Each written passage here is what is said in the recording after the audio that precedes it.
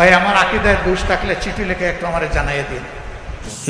মহলে অনেকে বলেন যে জামাতের আকীদা ঠিক নাই, একটু ব্যাখ্যা করলে উপকৃত হব। আচ্ছা, আমি আমার আকীদাটা আগে বলি। আমার আকীদা হচ্ছে আমার আল্লাহ ওয়াহেদ, তার সমস্ত জাত এবং সিফাতের দিক থেকে তার কোনো শরীক নেই, তিনি লা শরীক। আমার আকীদা হচ্ছে আমার আল্লাহ তাআলার পক্ষ থেকে মানব সৃষ্টির ইতিহাসের সূচনায় আল্লাহ কিছু বান্দাকে নির্বাচিত করেছেন তার নবী এবং পয়গাম্বর হিসেবে। প্রথম নবী হচ্ছেন হযরত আদম আলাইহিস সালাম, শেষ নবী হচ্ছেন মুহাম্মদুর রাসূলুল্লাহ সাল্লাল্লাহু আলাইহি ওয়াসাল্লাম। তারা সকলেই ছিলেন মানবতার উস্তাদ। আমার আকীদা হচ্ছে এই সমস্ত নবী পয়গাম্বরগণ সরাসরি আল্লাহর ওহী দ্বারা নিয়ন্ত্রিত এবং পরিচালিত ছিলেন। অতীতের ওহীগুলা অবিকল এখন বিদ্যমান নেই, বিদ্যমান আছে আল্লাহর দেওয়া পূর্ণাঙ্গ হেদায়েতের কিতাব আল কোরআন। এটি আমার আকীদা। আমার আকীদা হচ্ছে যে আল্লাহ তাআলার আনুগত্যের সর্বোত্তম নমুনা হচ্ছেন মুহাম্মদুর রাসূলুল্লাহ সাল্লাল্লাহু আলাইহি ওয়াসাল্লাম। আমার আকীদা হচ্ছে মহান আল্লাহ তাআলা এবং তার হাবিবের আনুগত্যের সর্বোত্তম নমুনা হচ্ছেন সাহাবায়ে কেরাম রিদওয়ানুল্লাহি তাআলা আলাইহিম আজমাইন। ভাই আমার আকীদায় দোষ থাকলে চিঠি লিখে একটু আমারে জানিয়ে দিন।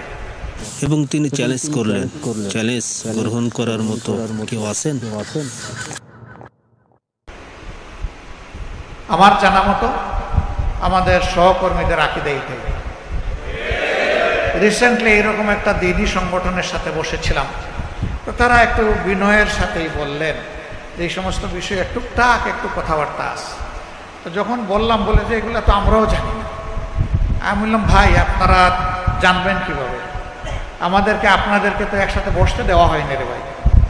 আমরা যদি বসতে পারতাম, যত বসতাম ততই একে অন্যকে আমরা বুঝতে পারতাম, ততই ভালোবাসা বেড়ে যেত, ভুল বুঝাবুঝি দূর হয়ে যেত।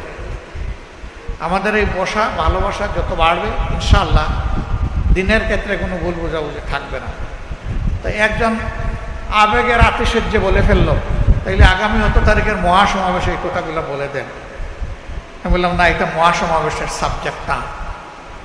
মহাসমাবেশে জনগণ আসবে, এখানে জাতীয় নেতৃবৃন্দ এবং উলামায়ে কেরামের মুখের কথা শুনতে, তারা আগামী দিনের জাতিকে কি নির্দেশনা দিচ্ছে। বরঞ্চ আপনারা একটা বড় এই ধরনের মেহমানদারির আয়োজন করেন, সেখানে বিশিষ্ট উলামায়ে কেরাম সকল মহলের থাকবেন। আমরা ইনশাল্লাহ হাজির হয়ে যাব যদি আপনাদের দাওয়াত পাই। সেই দাওয়াতে এই কথাগুলো আমরা মন খুলে আলোচনা করব। তখন আর আশা করি কোন ভুল বুঝাবুঝি আমাদের থাকবে না।